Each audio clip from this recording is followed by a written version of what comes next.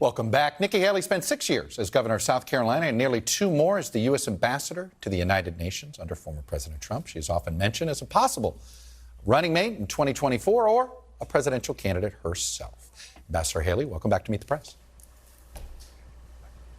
Thanks so much. Thanks for having me on. Let me start with the last question I asked Secretary Blinken, which was simply, can this crisis be brought to an end with Putin still in power in Russia?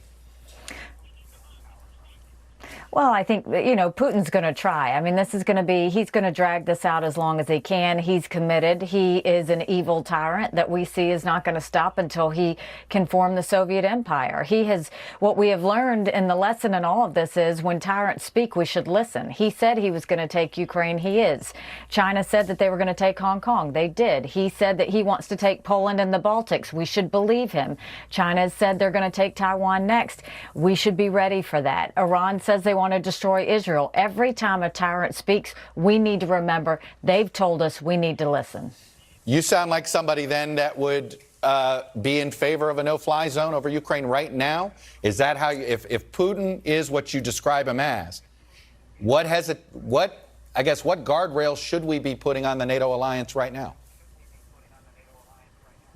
No, I'm not in favor of a no-fly zone right now. What I am in favor of is the Biden administration stepping up and doing the things that will matter. We know that the one thing that punches Putin in the gut is to hit his energy sector. There is no reason we should be taking money from an enemy. We should go ahead and sanction all of those energy companies right now. We should remove him from the international banking system. We should be coordinating intelligence in real time with the Ukrainians. We should be leading with NATO, telling them to give the planes to Ukraine. We should be making sure that we're moving forward on giving them the missiles they need. They have said that they don't have what they need. They need javelins. They need Stingers.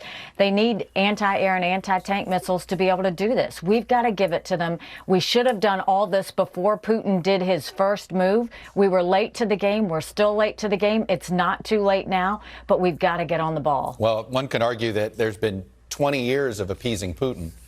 That there was this belief that he could be part of the world order. Was that a mistake from the get-go? No, I've always said that you cannot trust Russia. You cannot trust Putin. You can't trust Xi. You can't trust China. It's common sense. I dealt with them at the United Nations. You never negotiate. You never deal with your enemies. You can't trust them. And that's why I was mortified that Biden went so far as asking China for help with Russia. I mean, you never ask an enemy for help with another enemy. I never told China anything that I didn't want Russia to know, because you know how they coordinate. It's the same reason why it's unthinkable that Biden would be coordinating or even thinking of getting back into the Iran deal with the Russians and Chinese at the table. Why are we negotiating and trusting enemies? You don't do that. That's the first start to being strong in America, is understand who your enemies are and make sure that you let them know that you understand them. So if you would not, there's one thing, if you would treat China as an enemy, not as a rival, if you will, you wouldn't work with them diplomatically at all if you were in charge right now? Do you know what? I mean, China right now has coordinated with Russia. When Biden went and told China what was going on and asked for help with Russia, what did China do? China ran and told Russia. I watched at the United Nations. Those two countries are getting incredibly close. They don't like each other. They don't trust each other, but they both want to destroy the West. Why are we waiting for that to happen? China, when they take Taiwan, this is going to blow up. Right now, Taiwan's manufacturing half of the semiconductor chips. What do Americans use? They use their phones. They use their computers. They drive cars. All of that will be disrupted. Why are we relying on China to give us medical supplies when we saw how they handled COVID in the world? We've got to wake up. America has to wake up, and we have to start being smart to deal with these tyrants. We can't let them continue to run all over us. Let me play something here that Vice President Pence, former Vice President, said on Friday. I'm curious of your reaction to it. He said, "There's no room in this party for apologists for Putin. There's only room for champions of freedom." As you know, there's been some flirtations on the right with Putin, although ever since he actually invaded, some of those folks have taken some of those things back. For those that have said nice things about Putin, including your former boss, President Trump, what do you say to them? Well, first, I'll tell you, my very first speech at the United Nations was in support of Ukraine and hitting Russia. Protocol at the United Nations was to meet with the Russian ambassador first, and I purposely threw protocol out the window and met with the Ukrainian ambassador first. Putin is an evil tyrant. He has proven it, whether he tries to poison his political opponents, whether he shoots down planes, whether he assists Assad with chemical weapons in Syria. He has shown us time and time again that he is evil. What I will tell you about President Trump is, as much as everybody wants to talk about what he says, what I look at is what he did. He sanctioned Russia. He expelled diplomats. He shut off Nord Stream 2, which is all Putin ever wanted. He built up our military, and he made us energy independent. All of those things countered Putin and countered Russia. This never would have happened under Trump. What we have to look at now is, how do we make sure this doesn't go further under Biden? This has been a terrible mistake that all started with Afghanistan.